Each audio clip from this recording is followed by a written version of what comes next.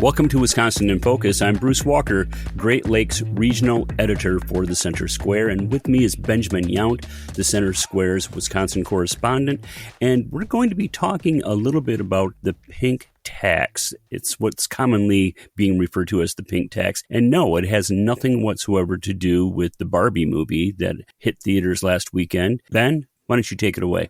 Melissa Agard, the top Democrat in the Wisconsin Senate, has been an outspoken opponent of a tax on feminine products. I think we can go ahead and say that. Think maxi pads and tampons. And this week she was at the Wisconsin Capitol, and she brought in a leader of a group called Binti. And this is a group that across the world goes and advocates to make sure that young women can have access to the products that they need when they get their period. And in Pakistan or in parts of Asia, in some parts, more traditional parts of the world, this group is doing, it is doing the work that no one else does, its leaders say. Here in America, in Madison, Wisconsin, more specifically, the conversation is less about having access to the things that women need at that time of the month and more about should they be taxed.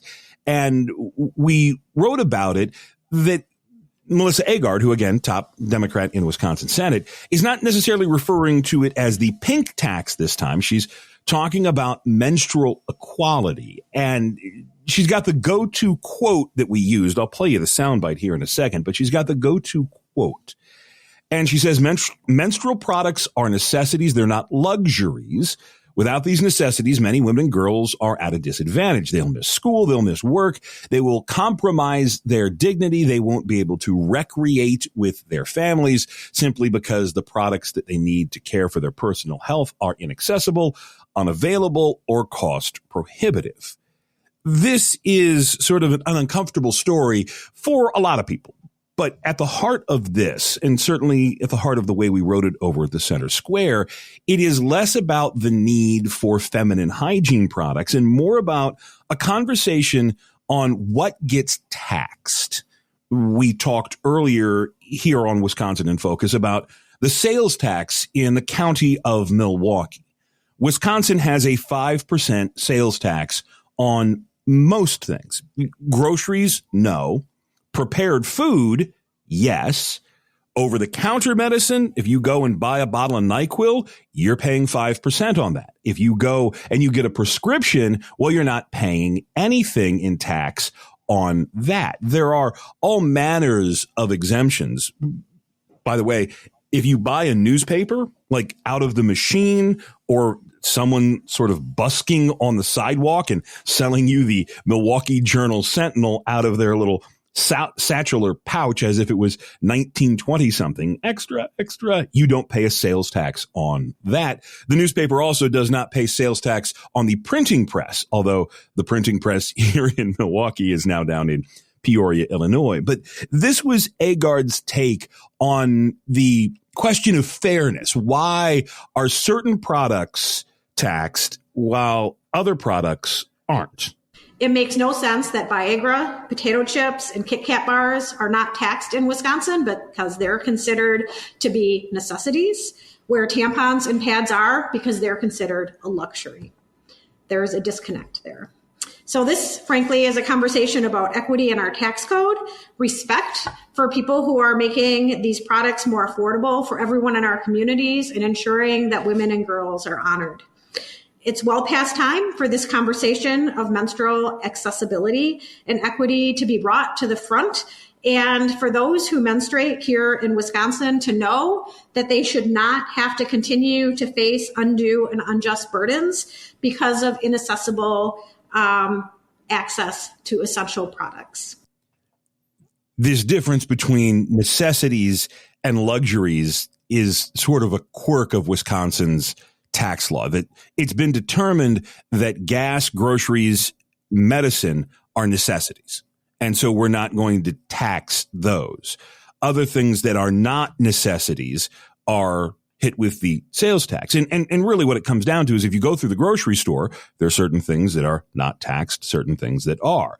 Paper towels, toilet paper, they are taxed under Wisconsin sales tax because they are paper products. And the disconnect is that Agard and many other advocates don't think that feminine products should be included in that. Now, as far as Viagra, this one's thrown out constantly, and there's all manners of writing online about the pink tax, not just here in Wisconsin, but in other states. Viagra is a prescription medicine, and lawmakers decided that they don't want to tax prescription medicine. Over-the-counter medicine, again, aspirin, Advil, NyQuil, that is taxed. Potato chips are food. It may not be the healthiest food, but it is a food. Kit Kat bars are technically a baked good. This is not a quirk just to Wisconsin. I remember writing stories about this when we worked in the old days in Illinois. If you buy a regular Hershey bar, that is candy, you are taxed 5% on the sale. If you buy a Kit Kat bar because there are wafers inside the chocolate, that's technically a baked good. Baked goods are not taxed. Same thing with a cookies and cream bar. If you go and you buy the delicious Hershey's cookies and cream bar, you don't pay a sales tax on that because of the cookies inside. That is considered groceries, not candy, and you are not taxed. There's pretty much no chance that this is going anywhere.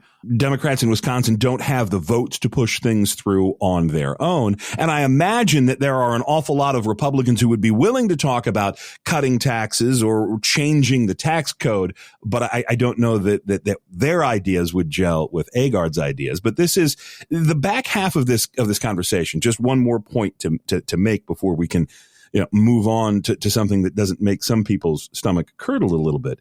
The back half of this that we didn't even touch in our story is the push to put these feminine projects in every single bathroom across the state of Wisconsin. They're already available in most, the vast majority, I believe, was the term from Madison's school board members. The vast majority of bathrooms, regardless of whether they are boys' bathrooms or girls' bathrooms. Agard told the story about how she went out to Sam's or Costco, one of the warehouse stores, and bought a big basket full of products and put it in the third floor women's restroom at the state capitol.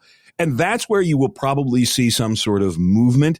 But again, when you talk about changing either tax laws or you start changing laws that deal with bathrooms, things tend to get a little sticky because of the current conversations over gender. So while she raises some interesting questions here, I would not be holding my breath expecting either the tax law or the bathroom laws here in Wisconsin to change anytime soon.